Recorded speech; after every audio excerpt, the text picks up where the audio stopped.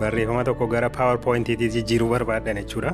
Dookumentii dheeraa, dookumentii baay'ee bal'aa ta'e haga barbaadan yeroo tokkoon PowerPoint'iitti jijjiiruu dandeessu jechuudha. Namoonni baay'een maal godhu PowerPoint'iitti jijjiiruudhaaf yeroo dheeraatti fudhataa copy paste faatti godhu. Akkas osoo hin taane viidiyoo kana yoo haga dhumaatti ilaaltanii daqiiqaa tokko gidduutti dookumentii hagamiyyuu baay'atu baay'ina isaatiin kan hin tilmaamamne yeroo tokkittiitti kilikii tokko qofaadhaan gara PowerPoint'iitti jijjiirtu na hordofaati.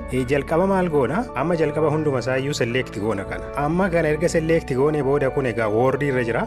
Isa Word irra jiru kana erga select goone booda asii dhufnee hoomii keessaanii heading 2 as keessa barbaadneeti. Kun amma heading 2 as keessa jira. Hunda isaa gara heading 2tti jijjiirra jechuudha. Achiin booda barreeffamoota kana keessaa immoo warra akka isaan mata duree nuuf ta'an silaayidii tokko tokkoon qoqqooduudhaaf akka isaan mata duree nuuf ta'an warra barbaanne immoo maal godha? Heading 1 itti dhannees jijjiirra jechuudha. Heading 1 fakkeenyaaf kun mata duree tokkodha. Heading 1 naaf ta'u jenna asii kaasee.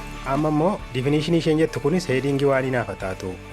Ammallee main part of computer ishee jettu kanallee heading 1 itti jijjiirranna. Keessa deemnee warra akka mata dureetti fudhachuu barbaanne qofa keessa deemnee heading itti jijjiirra jechuudha. Use of computer ishee jettu kanallee heading 1 itti jijjiirra. Akkasumatti keessa deemnee mata dureedhaan qoqqoonnaa jechuudha.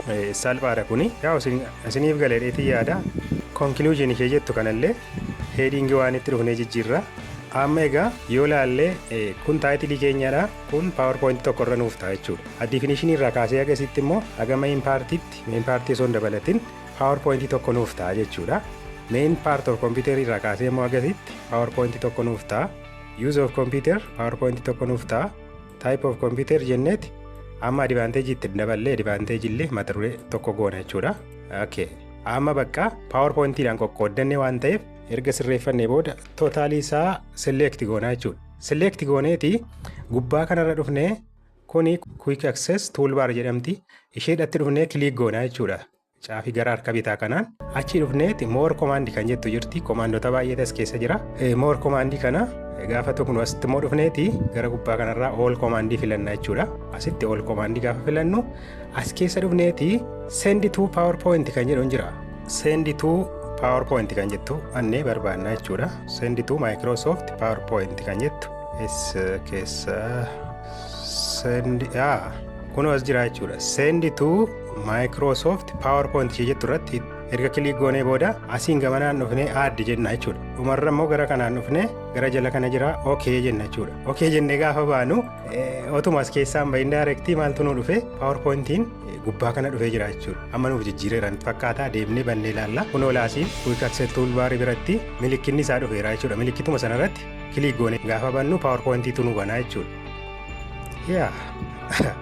Agartanii mala akkuma dura isinitti agarsiise jechuudha. Advantage isaa mata dureedhaan akkasitti nu qoqqoodee kaa'ee jira. Isa kana caalaa bareechachuudhaaf immoo dhuftanii as keessa transition isaa, animation isaa gara barbaadanitti waan barbaadan dhuftanii fakkeenyaaf ammas keessaa dizaayinii filachuu dandeessu. Dizaayinii barbaadan as keessaa amma dizaayinii barbaadan filattanii irra godhachuu dandeessu jechuudha. Isa kana isintu babbareechata. Inni guddaan garuu main point isaa Word irraa gara PowerPoint'itti isin jijjiireera waan ta'eef isa kana keessa deemtanii maal filattanii babbareechuun gahee keessanii jechuudha. Inni kunis yeroo itti fudhattanii akkasittiin gara barbaadanitti hunduma isaayyuu akka inni isinii jijjiiru gochuu dandeessu. Egaa viidiyoon kun namoota baay'ee akka inni fayyadee abdii guddaan qaba. Maaliif namoota baay'eetu waan kanatti rakkataa yeroo dheeraa fudhatanii copy paste itti godhu wanta ta'eef kana viidiyoo kana namni ilaalee irraan booda egaa copy paste ni nafa akkasittiin daqiiqaa muraasa gidduutti itti fayyadamadheetii yaada. Barnoota babbareedaa daqiiqaa muraasa gidduutti argachuu yoo barbaadan akkaawuntii kana follow gochuu hin dagatinaan isiniin jedha. Har'a yoo follow na gochuu baattan illee utuu hin jaallatin yeroo biraatti akkasiin follow na gootan nan beeka. Maaliif akkaawuntii kanarratti barnoota babbareedaa waan isin argitanii hin beeknetu isinii darba wanta ta'eef osoo hin jaallatin dhuftu warri har'a follow nan goone warri like nan goone osoo hin jaallatin guyyaa tokko akkasiin dhuftan nan beeka. Ciao isinan jaalladha.